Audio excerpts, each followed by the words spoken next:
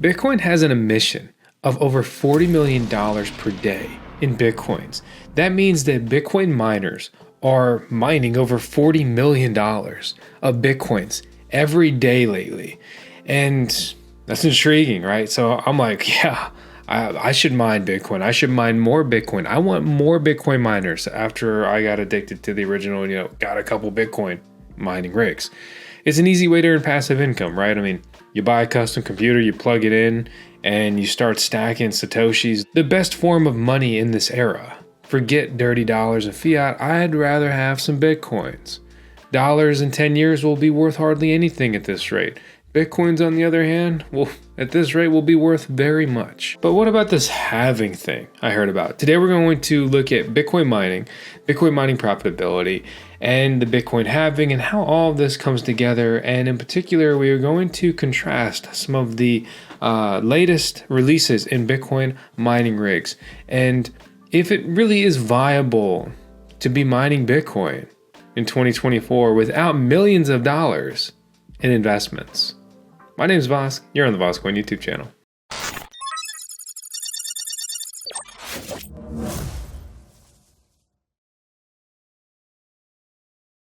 When we look at emissions, Bitcoin produces the highest amount of, new coins, dollar amount, whatever, like by very far. We could add, right, and we rank this by emissions. We could add Caspa, Dogecoin, Chia, Ethereum Classic, Litecoin, Bitcoin Cash, friggin' AI Power Grid, Zephyr, Chlore, right? It's Chlore, dude. Monero, good old Carlson, and everybody's favorite cryptocurrency that's never done anything, Ravencoin. And we can't even get to 25% of the emission. The biggest pie in the mining game is Bitcoin by very far. The best, cheapest new miner you can buy right now is the Bitmain Antminer S19K Pro. Yeah, it's a mouthful. And it's about $2,000. The additional 5 terahash right there, it's not worth $200. Then we have the latest generation released from Bitmain. And Bitmain is the biggest Bitcoin miner manufacturer in the world, for better and more for worse. The S21, as well as the T21, which is basically a worse version of the S21, but it's also cheaper. This is on ASIC Marketplace. They are a supporter of the channel, but more importantly, we've got a coupon code VOSCOIN to save you some coin. And if you are like, well, I'll just go buy it from Bitmain because I don't want to do all of that, because you think that it's a reseller and it's marked up, go ahead, because you'll pay $5,000 per miner with a May to June delivery ETA. And you can get that ETA right now for $1,000 less, because basically Bitmain's only dealing in bulk, so the best deals are from resellers, especially because when I buy from ASIC Marketplace, I'm not getting slapped with the 25% tariff that I get hit with when I order directly from Bitmain. So right now on the Voskcoin mining farm, I've got over 20 Bitcoin miners, and due to a very frustrating recent failed expansion of the Voskcoin Bitcoin mining farm, we have 6 Bitcoin miners that are down right now. And actually a 7th one just went down, in particular an S21, because it looks like the fan has failed over the last day. So my to-do list has just gotten longer. Great. But the bottom line is I mine Bitcoin with many different Bitcoin miners. So I have a lot of good data, and it really helps me just make the right decisions. And if we take a step back and look at Voskcoin, right? Voskcoin is basically 2 things. There's a duality to Voskcoin. And Voskcoin is a YouTube channel, content creator, right? We make videos, articles, we have an incredible community, right? Join our Discord and forum, things like that.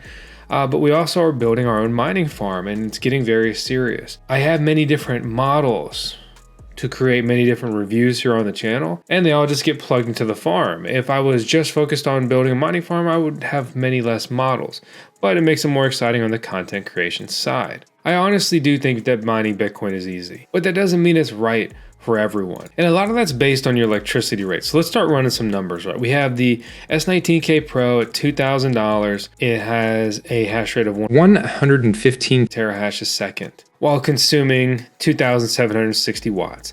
That means that it has an efficiency of 24 watts per terahash. Think of it as like miles per gallon for a car. The better fuel efficiency, the less you'll spend on fuel, the further you will go. Let's look at the S21.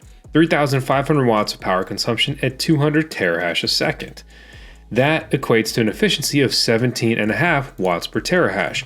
Enter the Bitmain Antminer T21. 3,610 watts at 190 terahash. That's 19.5 watts per terahash. So let's run some numbers based on the S21. So if you have a 12 cent per kilowatt hour electricity bill, then this miner would cost you about $10.08 to run per day. This is your electricity cost. If you have 10 cents per kilowatt hour, it would cost you $8.40 a day to run. If you have an 8 cent per kilowatt hour electricity rate, it would cost you $6.72 to run. Personally, right now, I have a 10 cent per kilowatt hour electricity rate. We are working on expanding our mining farm to 3-phase, which will enable us to secure an 8 cent per kilowatt hour electricity rate or better, which would mean that I'd be able to run this machine for $6.72 a day. But again, right now it's costing me $8.40.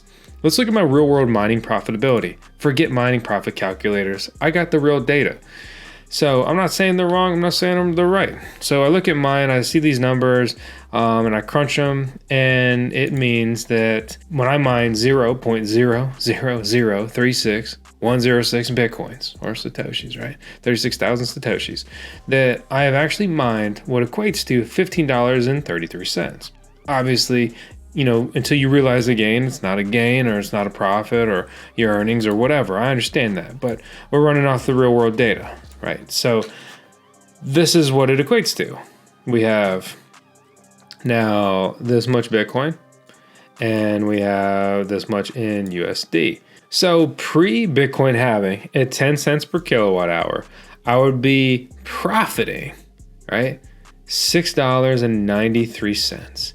At an 8 cent rate, I'd be putting $8.61 of profits into my pockets. What is profit? It's a financial gain, especially the difference between the amount earned and the amount spent in buying, operating, and producing something, okay? So my profit are what are my earnings, right? Minus my expenses to operate this, or which would be, you know, to put it simply, the electricity bill. But the elephant in the room is the Bitcoin halving, which is, gosh, that's crazy, right? Less than 3 months away. In less than 3 months, the amount of Bitcoins mined per day will be cut in half. So let's just take a really simple point of view with this. So we got $42 million in emissions in the last 24 hours. Let's call it 21 million, okay? And let's say the Bitcoin price stays the same, and there happens to be no difficulty adjustment or anything like that. So the same amount of people, or really miners, are mining Bitcoin, the difficulty remains unchanged. Just to show you the Bitcoin mining difficulty chart, this adjusts every 2 weeks, by the way, and it pretty much always goes up. What do you notice here compared to a year ago? Compared to a year ago, it's almost become twice as hard to mine a Bitcoin. And what was Bitcoin's price? Oh, I don't know. A year ago. Well, actually, it's right about exactly at double. So that's pretty fitting. Normally, it's not as linear, but that's a pretty fitting thing. But the fact of the matter is, will Bitcoin double in price and will it become twice as difficult? Maybe, but let's get to the point, right? Bitcoin halves in less than 3 months. And what does that do to our earnings? Well, post-halving, instead of profiting, right, $6.93, we would actually lose 73 cents a day operating this miner. At 8 cents, we would be earning 94 cents a day. And let's take that whopping 0.94 times 365. Over the next year, after our electricity bill, we would be putting $343 into our pocket. So we would literally need things that remain unchanged for 10 years in order to kind of make our money back. That's crazy and kind of scary. But let's say Bitcoin doubles in price, getting a return of $700. So over the next 5 years, we would earn $3,431. That's honestly is not a bad return as far as investments go. In my opinion, not financial advice. I'm talking about from me and my own personal point of view and why I'm pursuing this, like return on your money. And that's basically if everything else stayed the same and Bitcoin doubled. I don't think it's absolutely out of reason that Bitcoin can triple. Well, let's run that number. $1,000 a year on a $4,000 machine that won't be costing $4,000 then. And this is the Bitmain Antminer S21 with 17.5 watts per terahash efficiency. That means the T21 would be less. It would be less profitable. That means that if the S21 at 17.5 watts per terahash is struggling to be a viable option here, that you need a much cheaper electricity rate than 8 cents to make the S19K Pro Bitcoin miner interesting post-halving.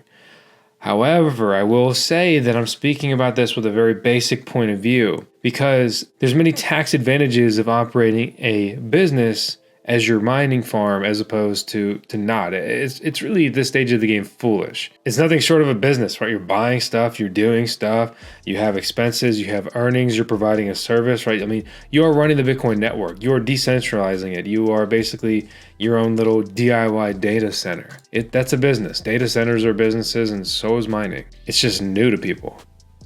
And very approachable on a very small scale, which is one of the things that makes this so freaking cool. But like I said earlier, Bitcoin mining is not for everyone.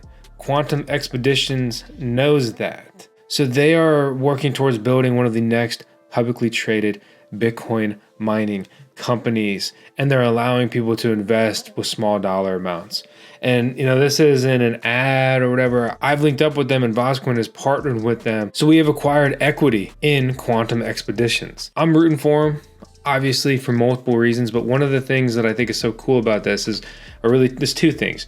You get Bitcoin mining exposure without having to do like all the hard work and all that stuff. But even furthermore, the way that they've structured their fundraise is that you can get in for low dollar amounts. You don't have to be this accredited investor with millions and millions of dollars, because oftentimes the best investment opportunities, the little guy doesn't ever get to even know about it, or he's not even eligible to participate. So I just wanted to make you aware. I got links out in the video description below. As always, you do whatever you want to do. To round out the video, right, for me personally, I'm going to continue expanding the Bitcoin mining side of Voskcoin's mining farm slightly. When I look at my miners, I've got about 600 terahash, 700 maybe terahash a second that's down right now due to our recent debacle.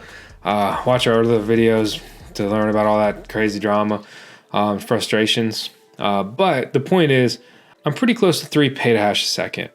So for me personally, I'm going to get my Bitcoin mining farm up to 3 petahash a second. And I'm probably going to pretty much pause there. I'm going to add a couple miners here and there, but 3 petahash is a really cool number. It's a really cool milestone for me. And I'm going to kind of pause there as we approach the Bitcoin halving.